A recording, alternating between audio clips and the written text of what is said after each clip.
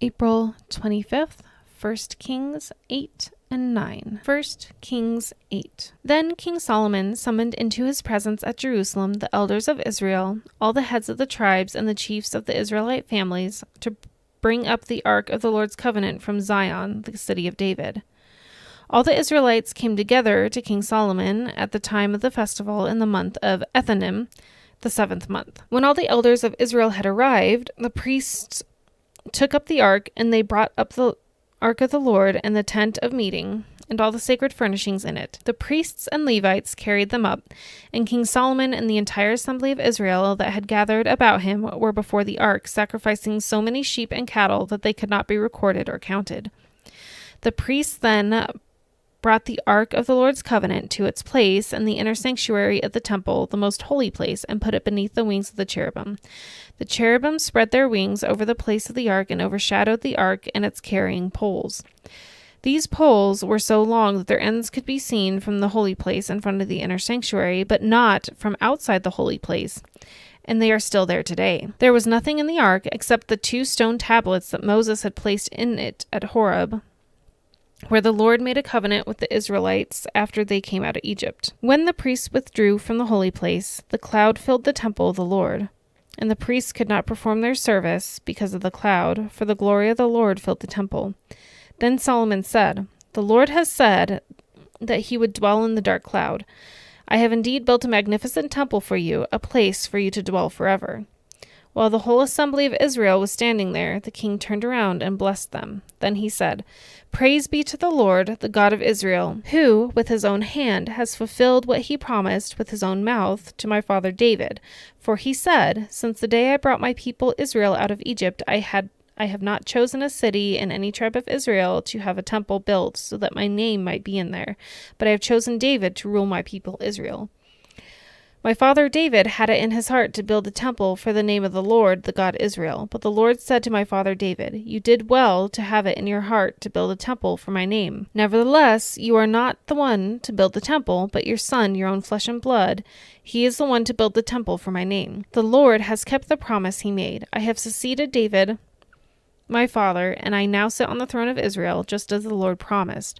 And I have built the temple for the name of the Lord, the God Israel. I have provided a place for the ark, in which is the covenant of the Lord that he made with our ancestors when he brought them out of Egypt." Then Solomon stood before the altar of the Lord in front of the whole assembly of Israel, spread out his hands toward heaven, and said, "Lord, the God of Israel, there is no God like you in heaven above or on earth below. You who keep your covenant of love with your servants, who continue wholeheartedly in your way. You have kept your promise to your servant David my father. With your mouth you have promised, and with your hand you have fulfilled it, as it is today. Now, Lord, God of Israel, keep for your servant David my father the promises you made to him when you said, 'You shall never fail to have a successor sit before me on the throne of Israel, if only your descendants are careful in all they do to walk before me faithfully as you have done. And now, God of Israel, let your word that you promised your servant David my father come true. But will God really dwell on earth? The heavens, even the highest heaven, cannot contain you. How much less this temple I have built? Yet give attention to your servant's prayer and his plea for mercy, my Lord my God. Hear the cry and the prayer that your servant is praying in your presence this day. May your eyes be open toward the temple night and day, this place of which you said, 'My name shall be there,' so that you will hear the prayer your servant prays toward this place. Hear the supplication of your servant and of your people Israel when they pray toward this place. Hear from heaven your dwelling place, and when you hear, forgive.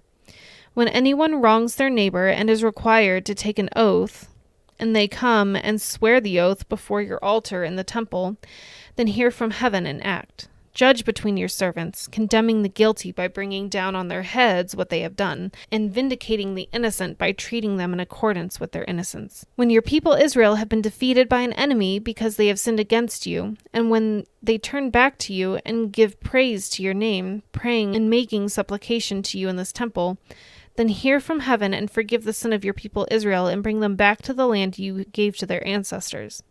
When the heavens are shut up and there is no rain because your people have sinned against you, and when they pray toward this place and give praise to your name and turn from their sin because you have afflicted them, then hear from heaven and forgive the sin of your servants, your people Israel. Teach them the right way to live and send rain on the land you gave your people for inheritance. When famine or plague comes to the land, or blight or mildew, locusts or grasshoppers, or when an enemy besieges them in any of their cities, whatever disaster or disease may come, and when a prayer or plead is made by anyone among your people Israel, being aware of the affliction of their own hearts and spreading out their hands toward this temple, then hear from heaven, your dwelling place. Forgive and act. Deal with everyone according to all they do, since you know their hearts, for you alone know every human heart. So they will fear you all the time they live in the land you gave our ancestors. As for the foreigner who does not belong to your people Israel, but has come from a distant land because of your name, for they will hear of your great name and your mighty hand and your outstretched arm, when they come and pray toward the temple, then hear from heaven, your dwelling place. Do whatever the foreigner asks of you, so that all the peoples of earth may know your name and fear you, as do your own people Israel, and may know this house I have built bears your name. When your people go to war against their enemies, wherever you send them, and when they pray to the Lord toward the city you have chosen and the temple I have built for your name, then hear from heaven their prayer and their plea and uphold their cause. When they sin against you, for there is no one who does not sin, and you become angry with them and give them over to their enemies, who take them captive to their own lands, far away or near, and if they have a change of heart in the land where they are held captive, and repent and plead with you in the land of their captors, and say, we have sinned, we have done wrong, we have acted wickedly, and if they turn back to you with all their heart and soul in the land of their enemies who took them captive, and pray to you toward the land you gave their ancestors, toward the city you have chosen and the temple I have built for your name, then from heaven, your dwelling place, hear their prayer and their plea and uphold their cause. And forgive your people who have sinned against you. Forgive all the offenses they have committed against you, and cause their captors to show them mercy, for they are your people and your inheritance, whom you brought out of Egypt, out of that iron-smelting furnace. May your eyes be open to your servants' pleas and to the plea of your people Israel, and may you listen to them whenever they cry out to you.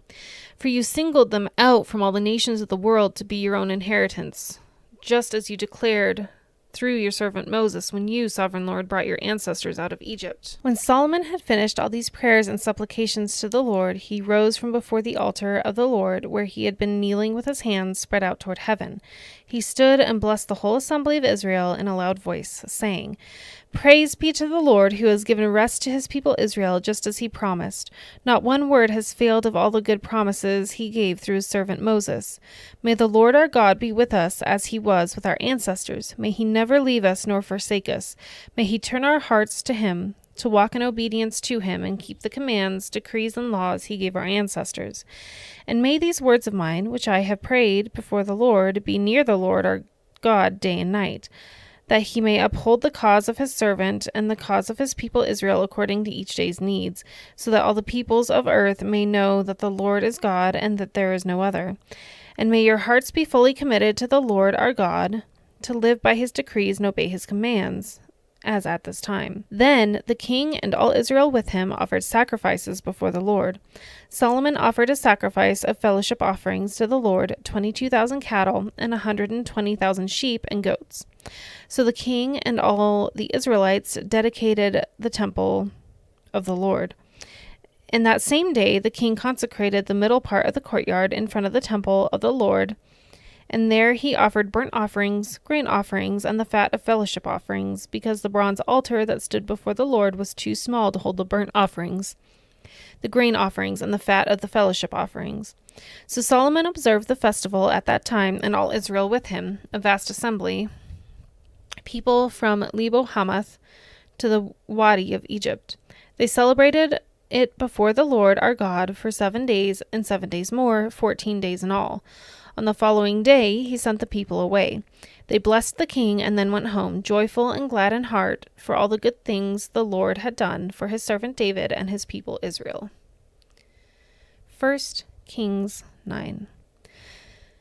When Solomon had finished building the temple of the Lord and the royal palace, and it had achieved all he had desired to do, the Lord appeared to him a second time, and as he had appeared to him at Gibeon, the Lord said to him, I have heard the prayer and plea you have made before me. I have consecrated this temple which you have built by putting my name there forever.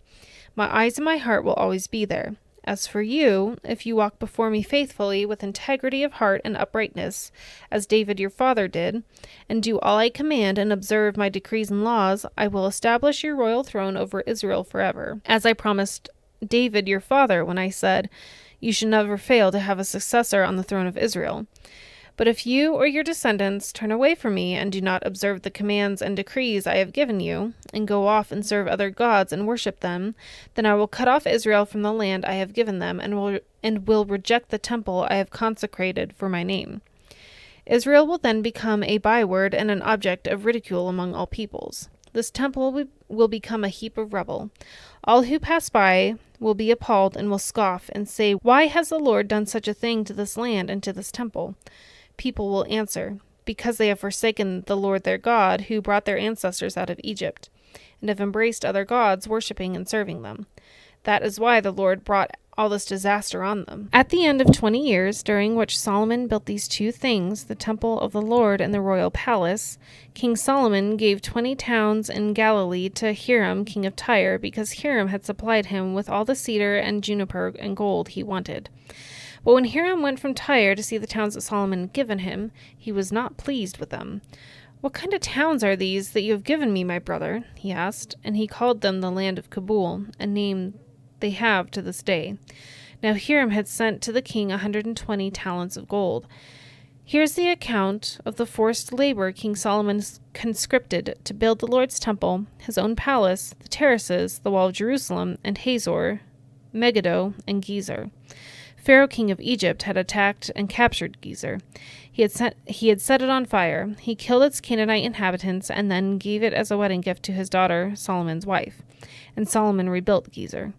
He built up Lower Beth-horon, Baalath, and Tadmor in the desert within his land, as well as his store cities and the towns for his chariots and for his horses. Whatever he desired to build in Jerusalem, in Lebanon, and throughout all the territory he ruled. There were still people left from the Amorites, Hittites, and Perizzites, Hivites, and Jebusites. These people were not Israelites. Solomon conscripted the descendants of all these people remaining in the land, whom the Israelites could not exterminate, to serve as slave labor, as it is to this day. But Solomon did not make slaves of any of the Israelites. They were his fighting men, his government officials, his officers, his captains, and the commanders of his chariots and charioteers. They were also the chief officials in charge of Solomon's projects, 550 officials supervising those who did the work. After Pharaoh's daughter had come up from the city of David to the palace Solomon had built for her, he constructed the terraces. 3 times a year Solomon sacrificed burnt offerings and fellowship offerings on the altar he had built for the Lord, burning incense before the Lord along with them, and so fulfilled the temple obligations. King Solomon also built ships at Ezion-Geber, which is near Elath in Edom, on the shore of the Red Sea. And Hiram sent his men, sailors who knew the sea, to serve in the fleet with Solomon's men. They sailed to Ophir and brought back 420 talents of gold, which they delivered to King Solomon.